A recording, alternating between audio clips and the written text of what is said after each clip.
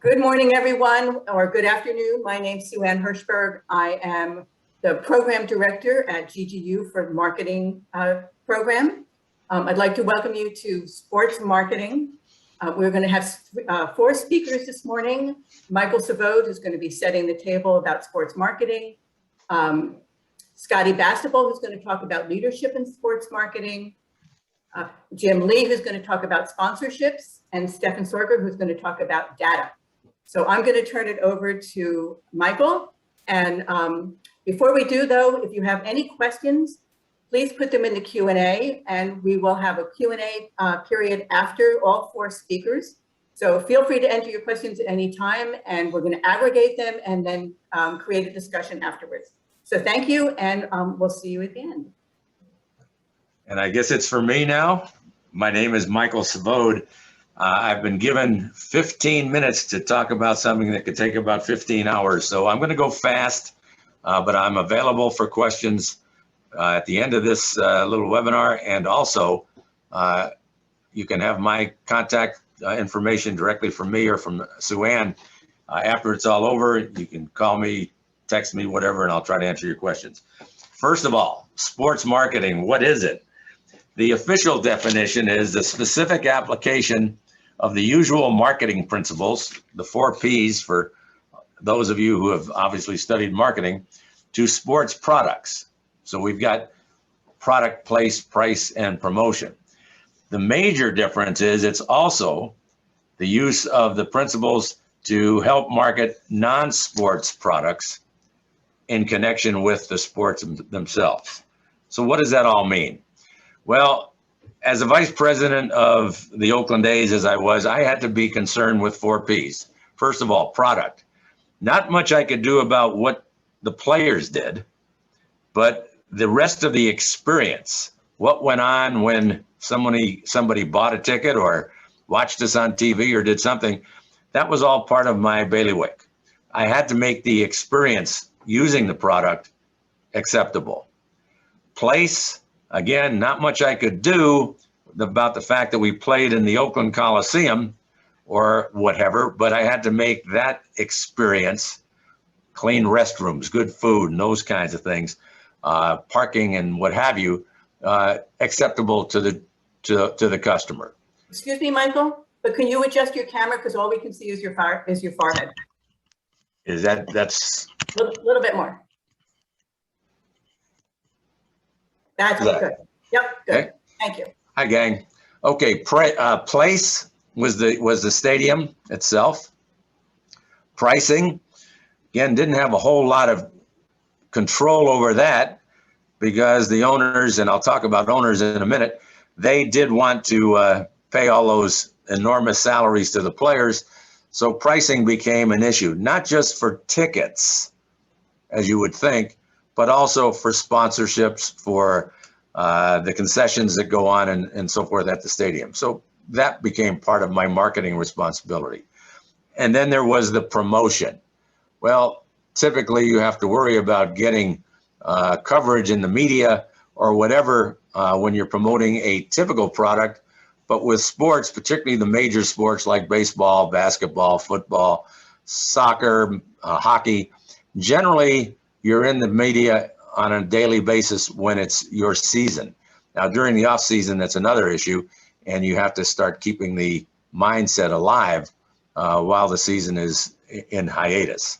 So those are the basic 4 Ps that you worry about as a marketer in sports.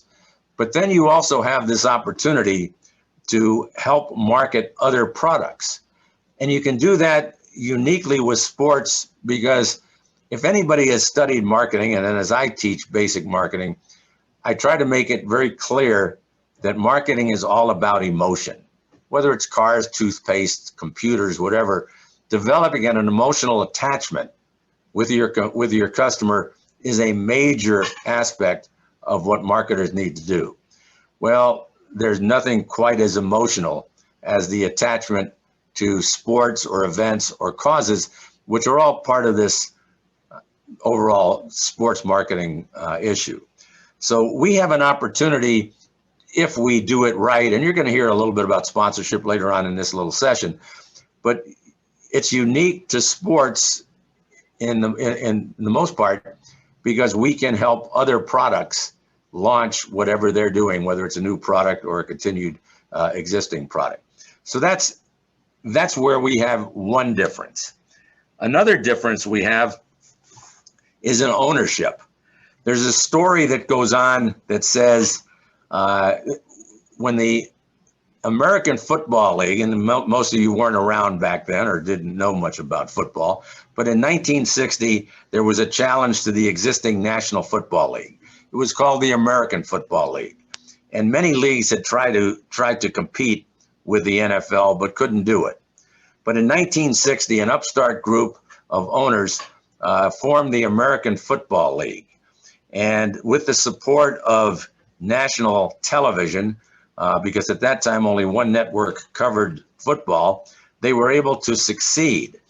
But one of the first teams was known as the Dallas Texans, which today is the Kansas City Chiefs.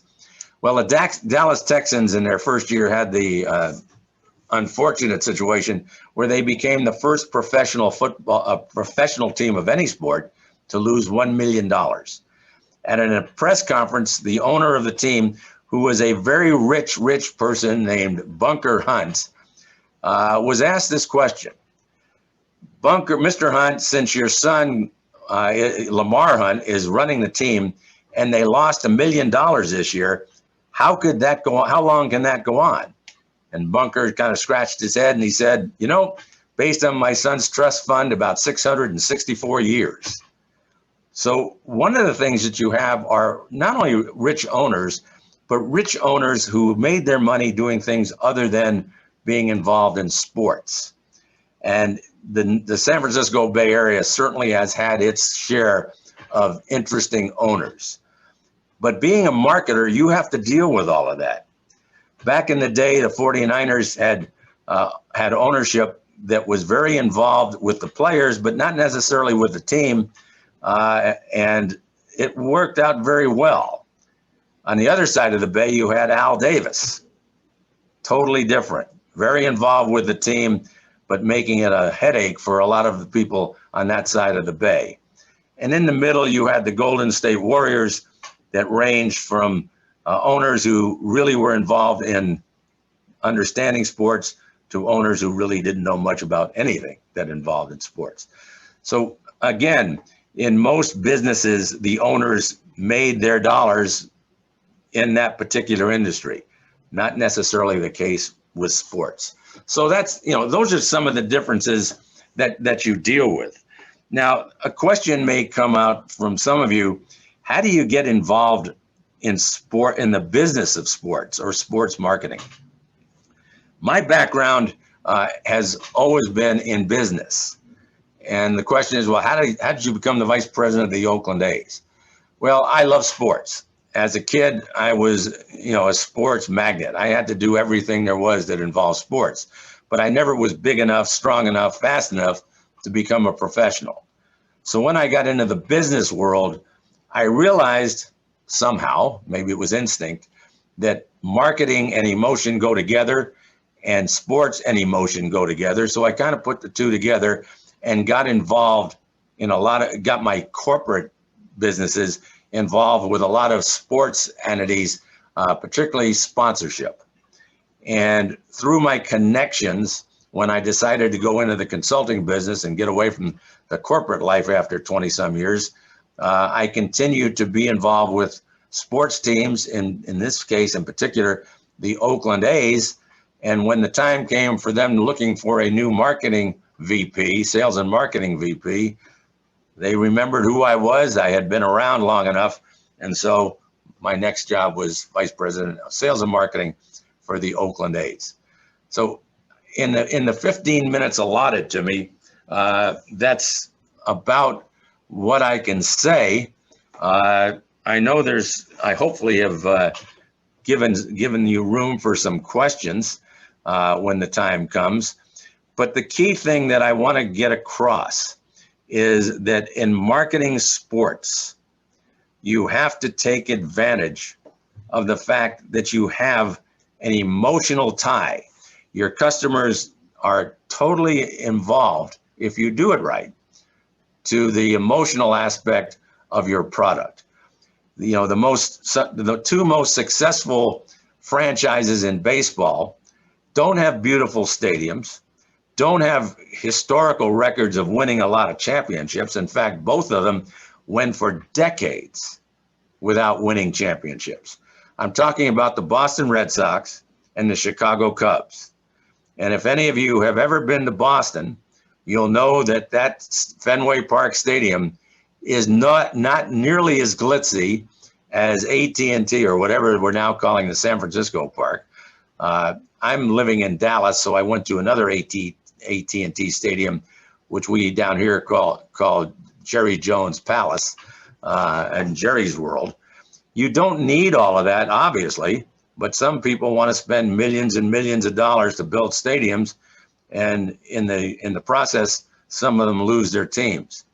I hate the thought of the A's following the Raiders to Las Vegas. It's really, if you'll pardon the pun, a sin. Anyhow, the key thing that I'm trying to say is product, price, place, promotion, basics, using that emotional tie to help sponsor or support other products. And all in all, you've got a feel for what sports marketing is all about.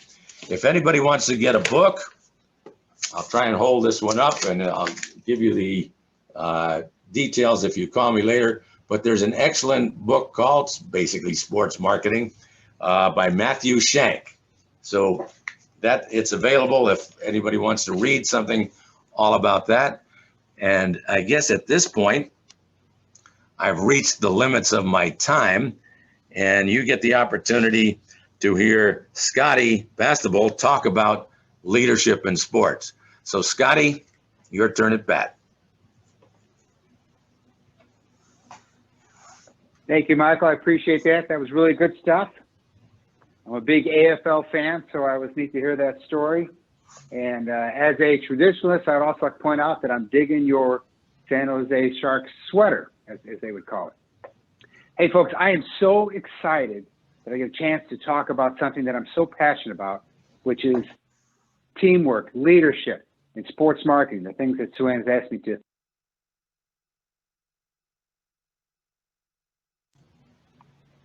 Take two. Can you hear me now? Sorry about that. So I'm very excited for the opportunity to share what I'm very passionate about and what I can talk as far as leadership and teamwork and sports marketing and what success is. And for me, today, success is going to be if one person can get one nugget that makes a difference as they go forward, as you go forward, then that is success for me. And that points into what a leader is you need to define what success is as you go about your business. Is it revenue within an organization? Is it awards? Is it membership? Is it laughter as a comedian? Whatever it is, you need to first know what success looks like. And then when you're in charge, you're a director, you're a mentor, you're a manager, but as you lead, it's important to look within and see if you can get a yes to 3 questions. And if you're doing that, then you're on the right path. And the questions are, does he care about me as a full individual? Am I just not a number? Am I a full person? Do they understand why I do what I do? Why I'm in this role? So one, does Scotty care about me? Second thing is, does he know what he's talking about? Does he understand the business? Do you understand what the client's needs are? Does he understand the processes? Can he do this job as well as I can? Does he know what he's talking about? Hopefully that's also a yes. And the third thing is, can I trust him? Trust. Trust is something that you can build up so easily and also tear it down so easily. And one of the things that you can do quickly and over time, build a lot of strength and trust, is just keeping your word. I'll be there at the 2 o'clock meeting. You show up. I'll find out what the information is to get back to you. You get back to them. You tell them what's expected of them, and you don't change it. It's about keeping trust. So does he care about me? Does he know what he's talking about? And can I trust him? You get that part of the self-assessment. Another thing to go with leadership is getting talent. and you got to understand what you need to get the job done. And it's a whole different seminar, so to speak, but it's about getting talent, and success leaves clues. So you're looking for people that can provide you the results that you need in the role.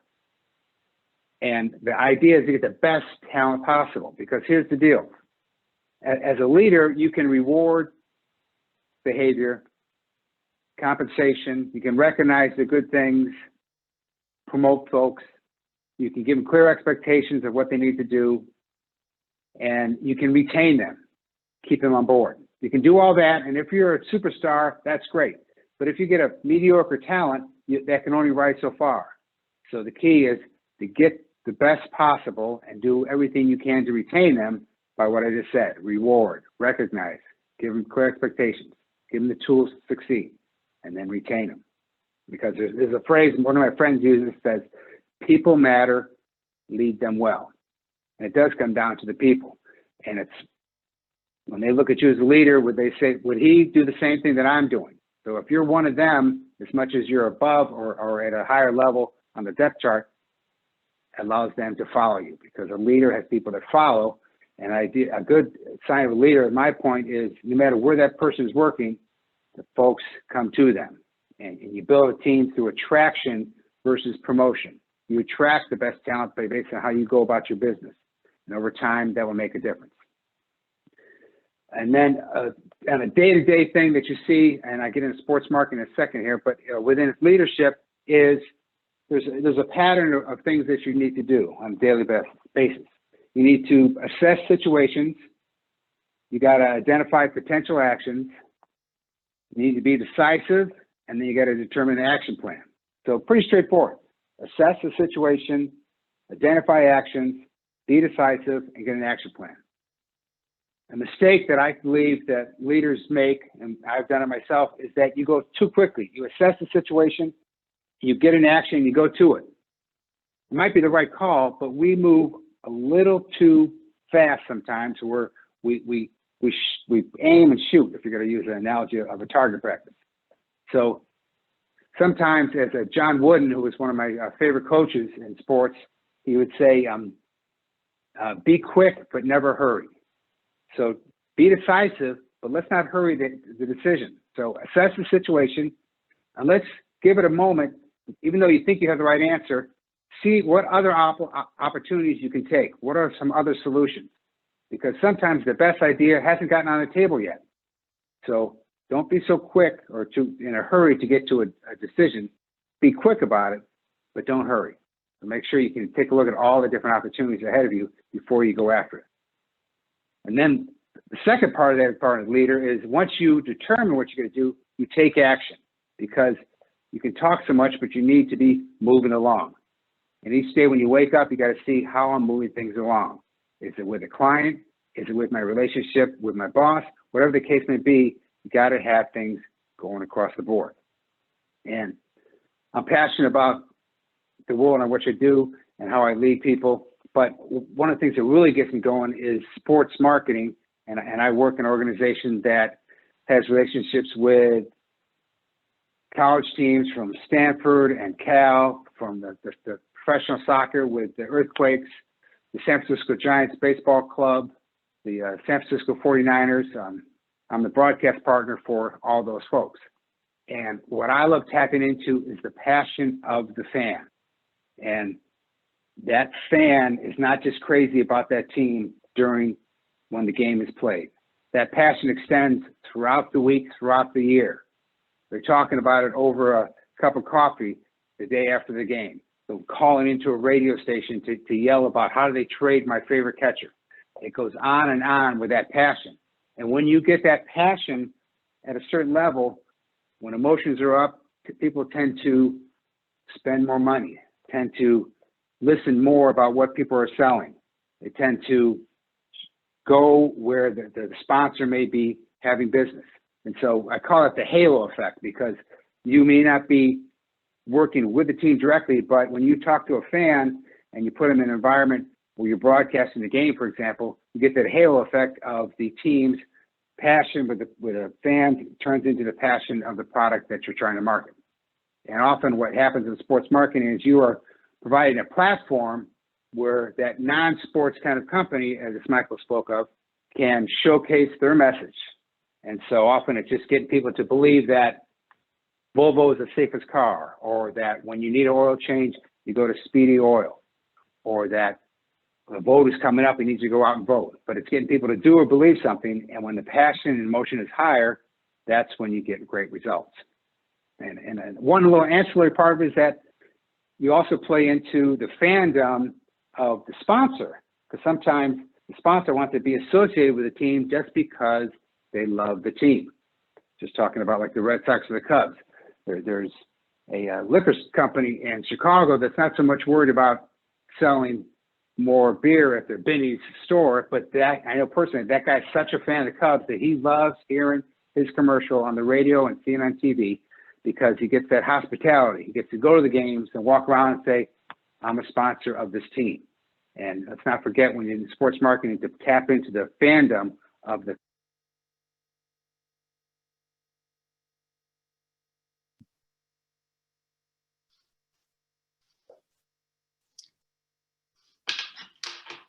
Hopefully you can still hear me right there. Sue Ann? All good. Okay, cool, great. And one thing I want to leave you with is a prize. So, you know, when you guys been sitting around doing this, so you get my email from Sue Ann, and the first 3 people that email me will get a pair of tickets to a Giants game in the upcoming homestand. So please go ahead and have a little fun and email me, and I'll make sure that you get your tickets. So I'm about to pass it on to the man with the plan, Jim Lee. Jim Lee, who is known as the Pride of Brooklyn, is going to talk about the role of sponsorship. But before we do, the last thing I'll leave you with is that when you come to play, when you come to work as a leader, you got to be ready no matter what time of the day it is, because someone's going to come to you looking for advice on what you need to do. So let me put a little eye black on. Jim Lee, take it away. Hi, I'm Jim Lee. I'm a senior adjunct here. I've got one of the same challenges that Michael has. Sponsorships as a class at Golden Gate University is about 7 weeks of material, and I've got 15 minutes to try to cover it. So let's get started here. I'm going to share my screen and bring up a few slides that we can talk about. And I'm going to assume everybody can see that. So we're going to talk about sports sponsorships. What is a sponsorship? So here's a definition. And by the way, Michael, this is from Matthew Shank's book, which was the textbook we use at Golden Gate for sales promotions and sponsorships. So it's investing in a sports entity, which can be an athlete, a team, a league, etc., to support the sponsors' organizational objectives, marketing goals, and strategies. So there's a couple things to recognize. It's a marketing partnership, usually a contract. The key to success is alignment, and it's a mutual commitment. In 2019, sports sponsorships was almost a $15 billion business. We'll talk a little bit about what happened in 2020, but you can certainly recognize that it's coming back with a vengeance in 2021. And the types of things that can be the subject of a sponsorship, usually referred to in the sponsorship area as a property, are venues like SAP Center and events like the Super Bowl.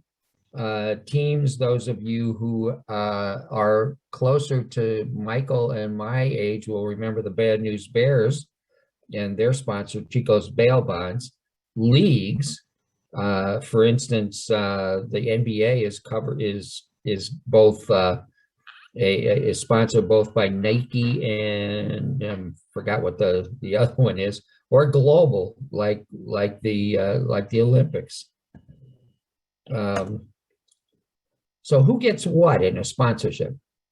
The sponsorship gets affiliation with the property, but it also, and you've heard both Michael and Scotty talk about this, the sponsor gets to play in the emotional attachment between the property, the team, or even an athlete that gets sponsored, you know, and their products. Okay, sponsor also gets advertising opportunities. We'll talk a little bit about that. It also gets access to those fans, right? And of course, competitive leverage, right? The sponsor now as the official whatever of whatever sports team or whatever sports league, that gives them a competitive link with those fans that might over and above what their competitors might have. The property usually gets money that they can use to fund whatever it is they're doing.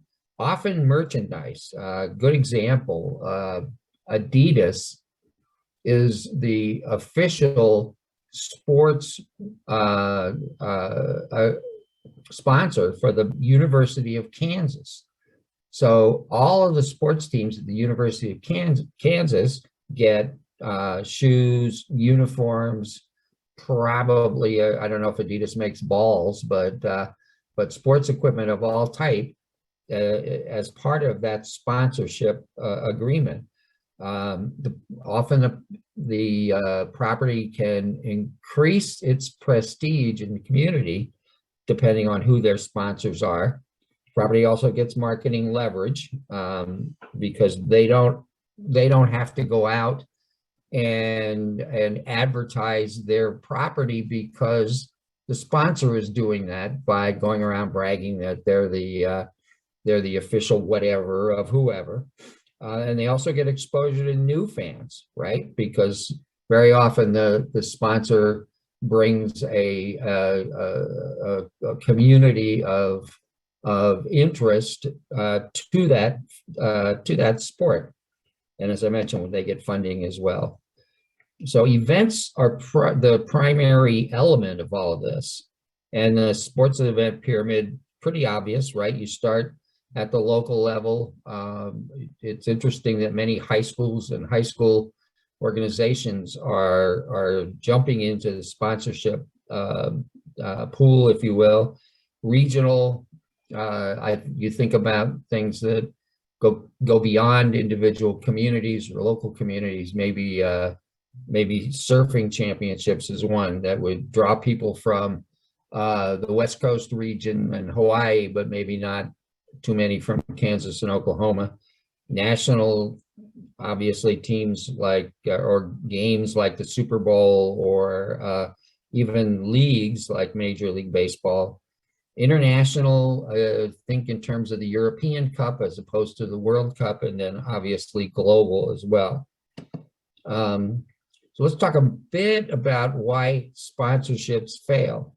One of the first elements is some of the things that Michael spoke about. There's no alignment of objectives between the property and the sponsor.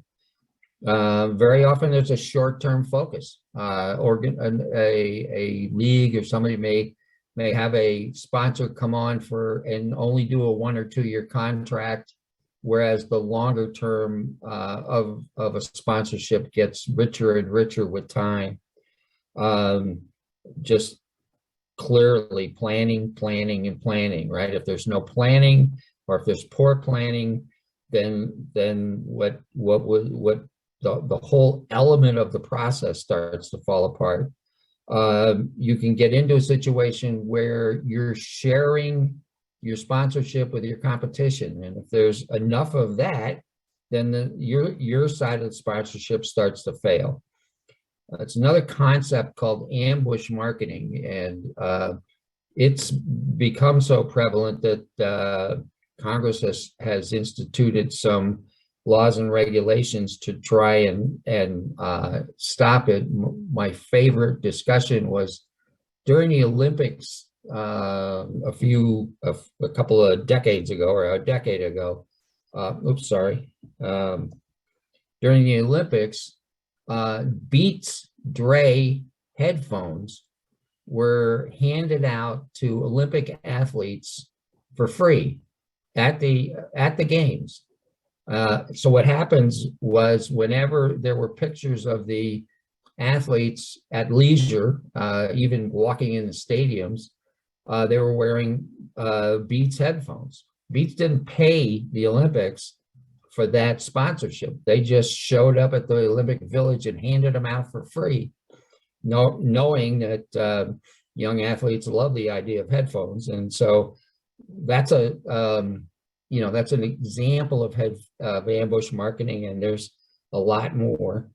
Another reason sponsorships fail is bargain hunting, where a sponsor commits virtually all of their marketing capital, if you will, to pay the upfront fees of the sponsorship, and there's nothing left for execution. And by the way, another reason they fail is if they don't have the right people and the right plans and the right ability to execute the program. Now, another point is, besides ambush marketing, is sponsorship is risky.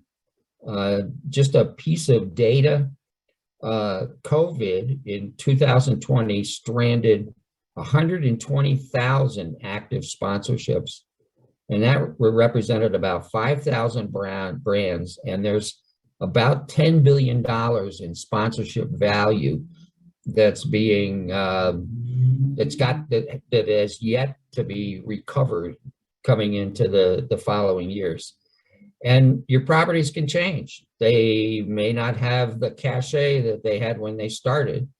A couple examples, this guy on the left, for you younger people, is Lance Armstrong, who was probably one of the most famous athletes in the world, and then literally was a pariah in both the racing centers, but also among all of his sponsors. The Houston Astros obviously have fallen in terms of their cachet just because of the sign stealing scandal, which tainted their World Series. And I don't have to tell you too much about the Washington football team, which is in the process of changing its name, not least because of the fact that they were losing sponsors because of their team name. Okay, so I'm going to now bring this down to a personal note. In 1995, I was working for Sun Microsystems. In 1995 was a famous America's Cup Challenge series, where the challenger, the reigning champion was the United States, who had never lost, and the challenger was going to be either Australia or New Zealand. And the Challenge series was held out in the Pacific, off the coast of Australia, as I believe. And Sun Microsystems had a marketing organization in Australia, and they gathered up their marketing dollars, and they became an official sponsor of the boat, One Australia. And they had the logo rights. So the Sun Microsystem logo was on the bow of One Australia. So look, great publicity, right? Doesn't matter who won, we're just going to get tremendous publicity, especially inside of Australia. So what's the worst that can happen? So, well, what I'm going to do is show you the worst that could happen. Note when you see this, that the logo on the front of One Australia is where'd you go? Is on the left. So I need to pull this one up here.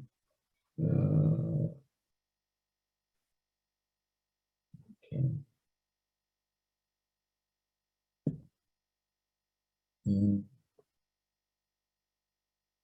Okay, I notice I'm running out of time here, and I'm not sure what happened. I thought I had this teed up exactly the way I wanted it. And I can't find it. All right, so suffice it to say that what you would have seen is the one Australia trailing New Zealand on a very rough day in the Pacific, when all of a sudden the boat snaps in half and it sinks in less than a minute and a half from the time that you could actually see the event occur. And the last thing you see before it slips into the waters of the Pacific is the bow of the ship with the Sun logo on it. So when you ask that question, what's the worst that can happen? You need to really think through that entire set of questions.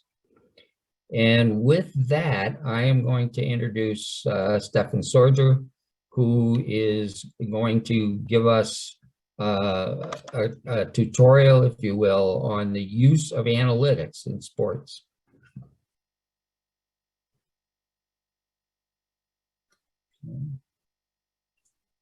Thank you so much, Jim, and thank you for that colorful story about the bow of the ship sinking into the sea. I'm sure that was quite memorable.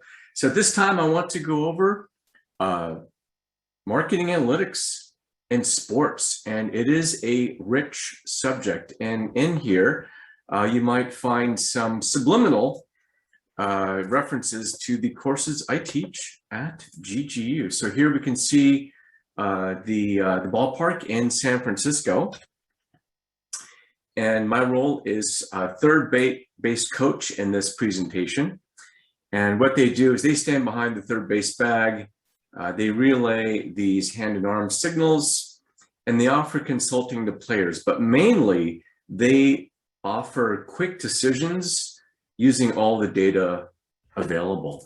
And as was mentioned before by Scotty, we need to make quick decisions based on the data that we have.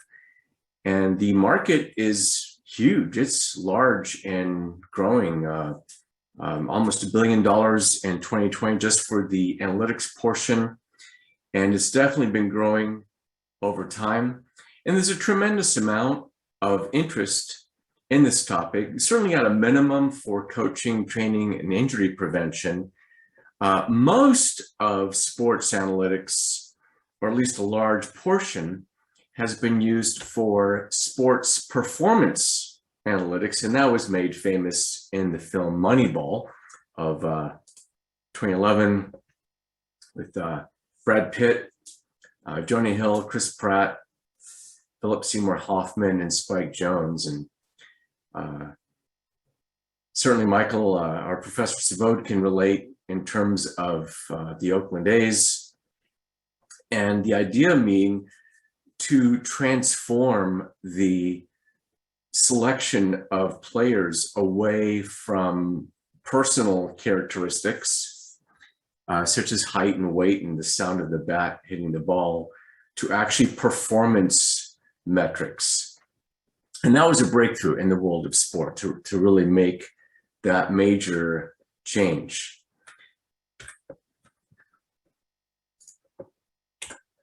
What we're here to do, though, is less around sports performance analytics and more around sports marketing analytics. And to the point of the other speakers, there's a lot of applications here. There's certainly pricing of tickets, there's pricing of merchandise, there's marketing campaigns, there's sponsorship opportunities, all the things that you'd expect.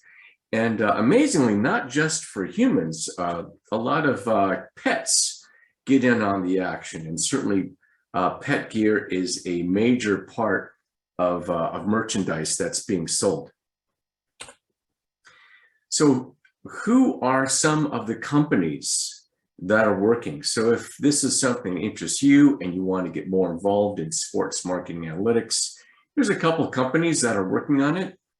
One is certainly SAS. So the LA Kings hockey team, they use SAS analytics quite a bit to improve the fan experience. The Orlando Magic, that's a basketball team. They also use SAS analytics to personalize some of their marketing campaigns and analyze the game data. KNDB Soccer also uses this with data-driven segmentation, getting more fan engagement, getting more volunteer engagement, having more personalized communications. In addition to SAS, Nielsen, which formerly was famous for regular television, now does quite a bit of media valuation around sports. And here you can see the hoop padding, that's worth a certain amount. The mezzanine board is worth a certain amount. The scoreboard is worth a certain amount.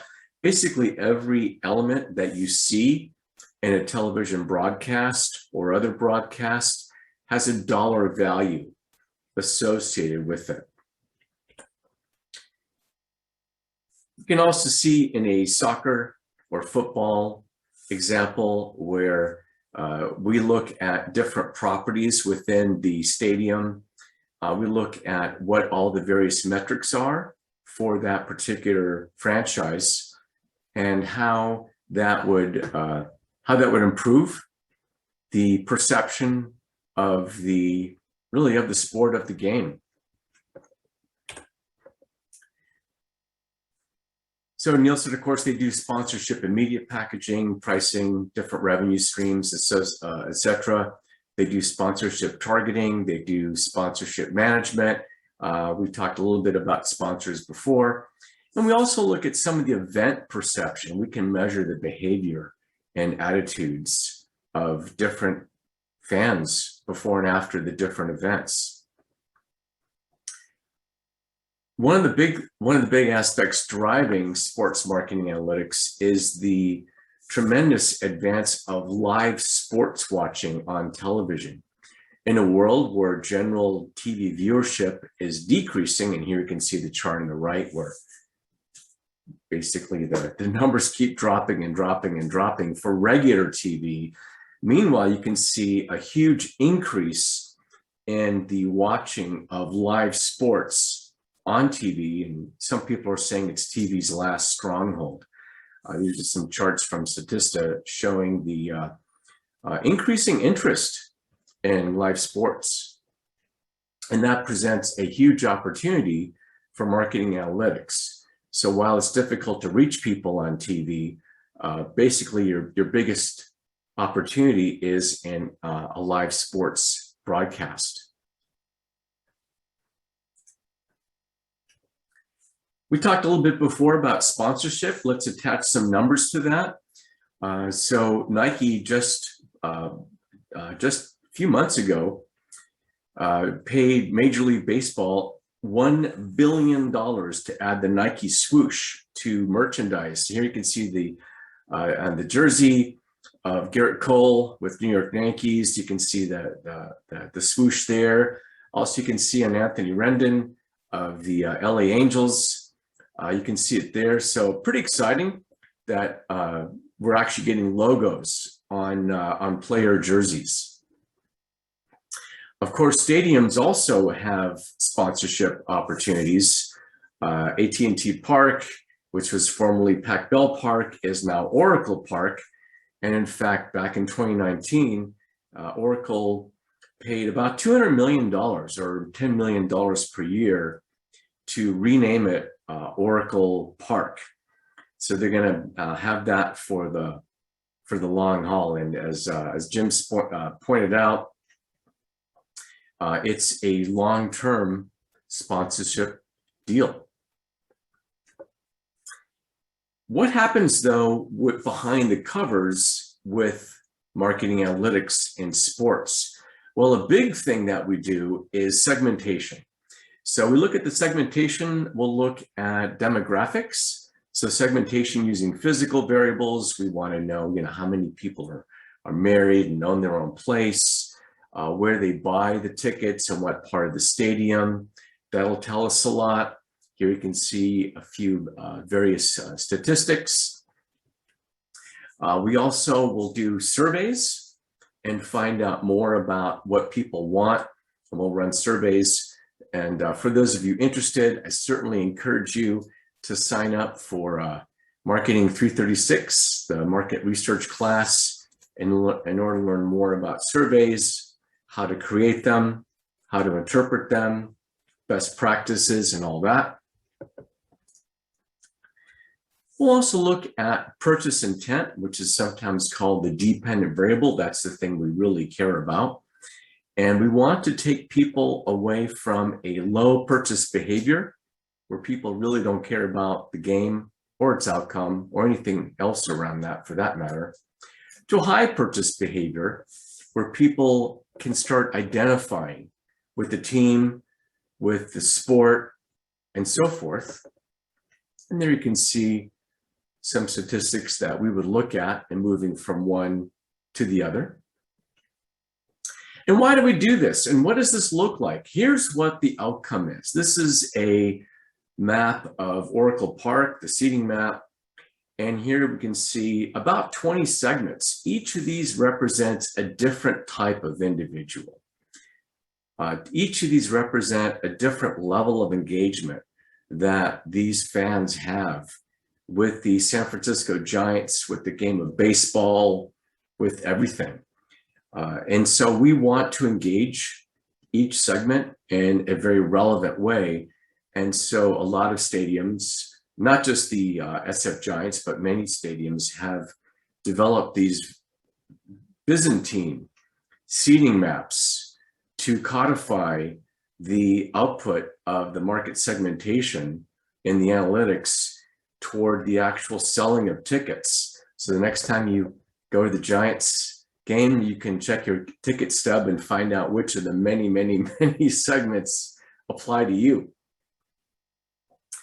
One great way to look at analytics is through positioning, and we can position teams as a potential team, like an up-and-coming young team, as a star player, like a celebrity, as an unusual style, like the Giants in the 2010s with their beards and huge sideburns, or as an underdog, as the Red Sox did on the 2005 film Fever Pitch. Fun fact, they were underdogs for more than half a century. And funnily enough, as they were filming the film Fever Pitch in late 2004, the Red Sox ended up winning the World Series, and they had to actually recut the movie. They had actually filmed entire new sections, now acknowledging them as the champions within baseball. Great film, by the way. We can also look at social media analytics. So again, another course that I teach here at GGU is MSBA 324, social media analytics. And one of the things we would look at there would be, what is the social media sentiment? So how do people feel about that particular team, that particular venue, that particular series? And it's more than just positive or negative. We can sense all types of different emotions and sentiment, and we can measure that and see how it's rising or falling over time, and how different teams or different venues compare with respect to that venue. It's a fascinating process. Again, if this is something that interests you, definitely sign up for 324, very popular class. Finally, in conclusion, I'll give you all some homework. For those of you interested in sports performance analytics, the homework I would give you would be to watch the movie Moneyball, if you've not done so already. But for those of you interested in sports marketing analytics, the #1 movie I would recommend to you would be Fever Pitch of 2005. Here you can see Jimmy Fallon, also stars Drew Barrymore. Get to know Ben. So Ben is the Jimmy Fallon character. He is obsessed with the Red Sox. His room is full of Red Sox paraphernalia. Really understand what makes Ben tick. How can I get all my fans to be like Ben? And with that, I will turn it back over for questions.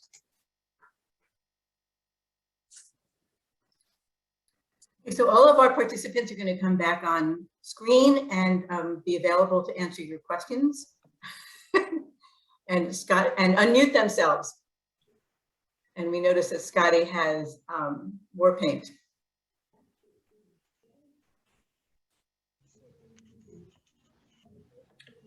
So Ann, it looks like you turned off my video. You need to turn it back on. There we go. Thank you.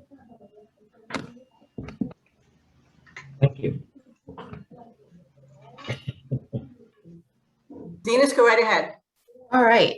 So our first question is for Scotty. Scotty, can you tell us how to build a team and what role does diversity play in choosing your staff? Right, great question. It starts with what does success look like in an organization, and then knowing that, what kind of talent, what kind of historical success do I have from people that can lead to that? It's a little broad, but it's, am I looking for someone who understands a product? Am I looking for someone who has traveled around the world? So I'm trying to get a international flavor to a new restaurant. So you write out the kind of behavior that you want, and then you look for people that can match the kind of behavior. But what you really want to do is get as big a talent pool as possible.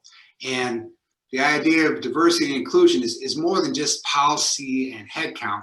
It is gets you a deeper sense of trust with an organization. It gets you stronger results.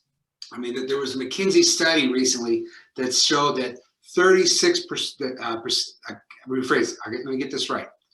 A company that had a more diverse and inclusive organization was 36% more likely to have a higher profitability than their peers based on what the diverse people bring to an organization. You get better decisions when you have different backgrounds, you have a different way of looking at things. So it is so important. And if I look back at the teams that I've built over the years, I really try to not search by a particular background, but make sure that I'm looking at all types of backgrounds. So I got to reach out to different organizations and different people that I know through my network that may not fit what my own background was, which is great. So cast a wide net is how you can help build a better team. Hopefully that helped. Thank you for that. Our next question is from Ed. Ed is asking, I and a couple of partners have developed 3 sports-related board games: football, basketball, baseball. They're played with dice and coins or poker chips. All 3 are tuned to match as closely as possible to NFL, NBA, and MLB stats.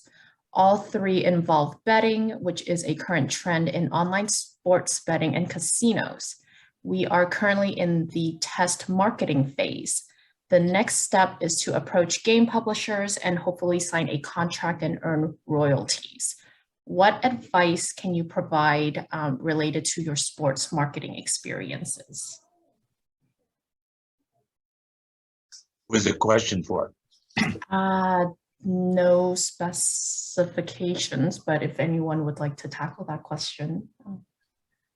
I don't want to tackle it because I think betting is a ruination of sports. So somebody else take it, please. One thing I would say, well, if you go in a market, it doesn't hurt if you're trying to have a product that relates to something like the NFL or Major League Baseball or the NBA, that you get a spokesperson or an endorser of the product that has credibility in that world. That'll help us. Get Pete Rose. I mean, I'd echo what Scotty said. My first thought was, to get the NFL board game to have the NFL logo on it. And the only way you can do that is by presenting it to them and seeing whether they will sponsor you or provide some, provide for probably for a consideration, give you access to their logos. That makes, I would think that would make the games themselves much more interesting to fans. And I think the fans, especially since you're using real statistics, I think the fans are the primary audience for your products. Another area to consider would be how the offering that you are developing is differentiated from fantasy football, because what you described is basically fantasy football. So how is it different from that? Because what you're saying already exists in a pretty major form, but it could have some little nuance or tweak that makes it different. So you would have to be clear what the differentiation was. And you've gotten some feedback from Michael that says there is a class of potential customers who don't like gambling. And so maybe a gambling-free version aimed at, youngsters would be a possibility. Next question. Right. The next question is from Dennis. For a specific franchise, for example, the San Francisco Giants baseball team, how many employees work in their marketing department? Would they outsource marketing work to outside consulting companies? I can answer that from what we did with the Oakland A's when I was there. I literally had hundreds of applicants, many of whom would say, I'd like to work for you, the Oakland A's, and you don't even have to pay me. And these were very qualified applicants. People get this false impression that working for a sports team isn't really a job. It's all fun and games. The truth of the matter is it's a job like any other job. And in many cases, much more difficult because of the hours you put in. And people would think, well, you have the off season. The off season is generally more busy or busier than the actual season itself. We had, I'm going to try to guess, probably 25 to 30 different different positions within our marketing department, not including sales. We had a number of outside salespeople who actually went out and sold tickets, sponsorships, etc. We rarely used outside sources because we had so many opportunities within our own framework to use our own people. And now again, that was a few years ago, so things may have changed, but there's no difficulty finding applicants to work for sports teams. And again, unfortunately, it's a situation where if you start young and volunteer and get involved and make connections, you're much more liable to get a position. Yeah, and what I did is I put in the chat the link to the page. So the Major League Baseball, MLB.com, they actually track what Professor Savod called the front office. So the front office is the one that does all the marketing, and they have a complete list. The link I gave has the complete list of everyone that's in the marketing department within the San Francisco Giants in this case. And there is a director of analytics there. So this now is a position that would be fully staffed. That's a relatively new thing, that they would actually have a full-time person that just does analytics. And again, there's hundreds and hundreds of people with very specialized titles. It's not like 3 or 4 people picking up new promotions like Hot Dog Day. That we're not there anymore. It's a professional outfit.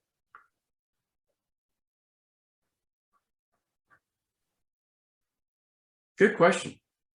What other questions do we have? Let's see, our next question is from Pablo. I'm now on the board of directors of Richmond Little League. one of our biggest issues is reaching out to our community during sign-up season. What tips do you have for a community-based sports league, such as little leagues or school leagues, to reach its local fans and players, and also to raise some funding? Sponsorship. Yeah, I point to that kind of facetious reference to Chico's bail bonds as the sponsor for the Bad News Bears. But the point is, if you can find local businesses who are interested in supporting youth sports like that, very often a sponsorship like that would bring in or bring attention to that through the ability of the business to draw customers in. I'll add something to that. It's important for the league to find sponsors to help the league. It's also important for the league to help the sponsors. Too often, too many teams or leagues or what have you are glad to take the money, but that's all they do. They put a little banner up someplace and say, yeah, that's what you get. If the league goes out and talks to all the people who care about the little league teams, their kids are playing or whatever, and say, these are the sponsors who are helping support us. Why don't you go out and help support them? And as long as their product is as good as any other product, that should not be difficult. When I teach sponsorship or talk about sponsorship sales, I use believe it or not, an algebraic equation. A equals B, B equals C, therefore A equals C. If A Michael likes B baseball or the Oakland A's, and the Oakland A's like C Coca-Cola, then A Michael is going to like C Coca-Cola. And if you can get your community to understand who the sponsors are, they'll support the sponsors.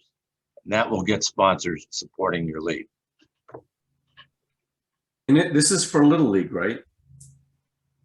Yeah. Sure. So Little League actually provides a pretty robust set of marketing already. Maybe you're not familiar with all the different marketing. So, Little League, of course, they do a lot of social, they do a lot of email blasts. So I put in the chat window a link to the guide to marketing assets that Little League offers that franchise. I'm going to call it a franchise. Yeah, I mean, the other source I would go to immediately is the parents of the kids you already have playing. Specifically ask them, who do you patronize? Who's your favorite store in our region for whatever, and use that as a link to identify potential sponsors as well. Yeah, especially if you're dealing with a lot of millennial and Gen Z types of people that are coming in. So you might have millennial, you might have a Gen X parent that's actually going to the games. Social media advertising could work pretty well. And what's nice about the social media advertising is we can do a lot of analytics on that to find out how people react to that type of advertising. But again, I would encourage you to use the assets that are already provided by the Little League organization.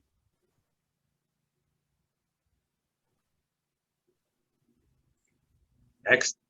Okay, our final question is from Peter, and this is for Stephan.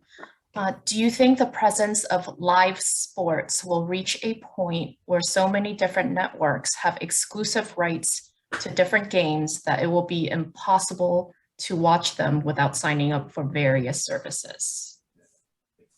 That's a great question. One of the things that's really interesting is how DirecTV actually made a name for itself.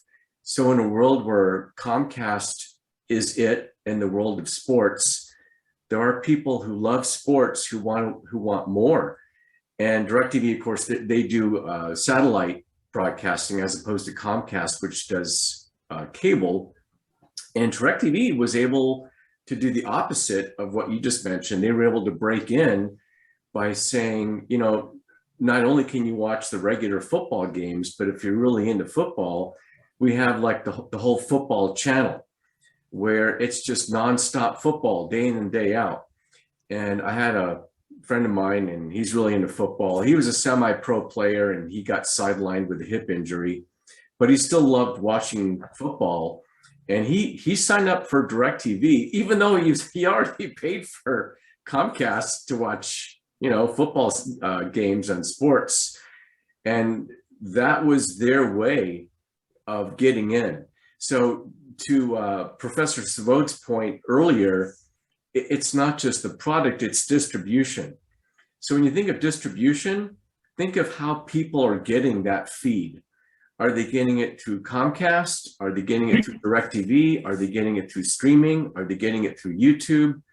So think about the distribution channel and how you can actually break in to that watch cycle that fans have through a new distribution channel. So in other words, people will have an insatiable amount of lust to watch sports, but they're open to a new distribution channel, to a new way of watching it if the content is compelling enough.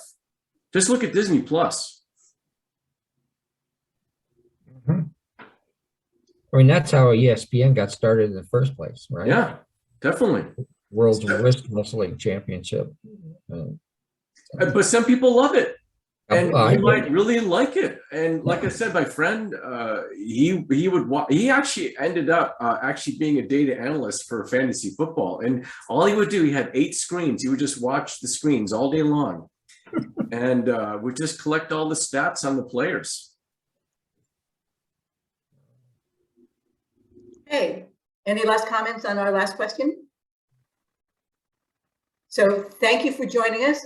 Before we go, Scotty's going to announce the winners of the tickets, the benefit from being as an attendee.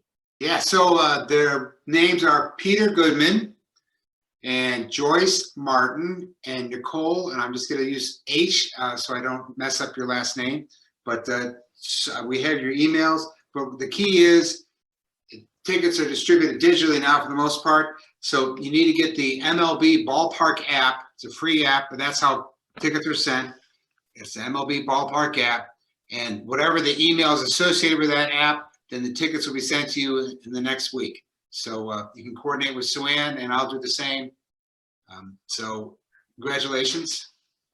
Yeah, big benefits of spending a good hour of your time to listen to our sports marketing experts. So thank you so much for our panelists and for those who are attending. A copy of this or recording of this will be sent to you in about 2 weeks, 2 to 3 weeks, for your files and for you to listen to again for any reference that you want. This evening at 6 o'clock, we have another seminar about retro computing. You're welcome to join us. Bring a copy or a photo of your favorite obsolete software or hardware, computer hardware that you can share with people, and that'll be at 6 o'clock, and you can register on Eventbrite, of course. Looks like Scotty's going to get his most favorite obsolete. One of these. Oh yeah, that. Oh, I have the little mini thing. I should bring that tonight. Yeah.